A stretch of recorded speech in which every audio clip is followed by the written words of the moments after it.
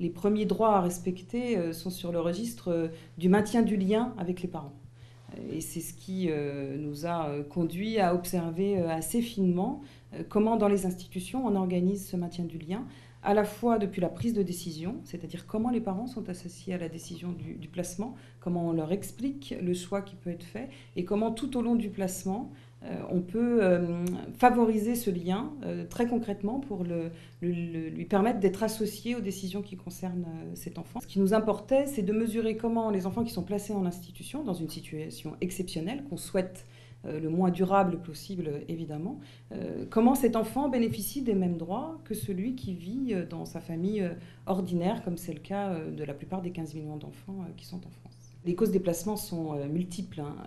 La question des problèmes sociaux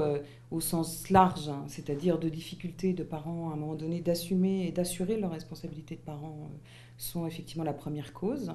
Parfois des situations d'extrême précarité, une famille qui se retrouve sans logement, parfois même à la rue. Mais même accueillis dans un hôtel, imaginons une famille de 3, 4, 5 enfants accueillis dans un hôtel, dans une chambre de 12 mètres carrés, c'est vite impossible pour l'enfant d'être dans de bonnes conditions.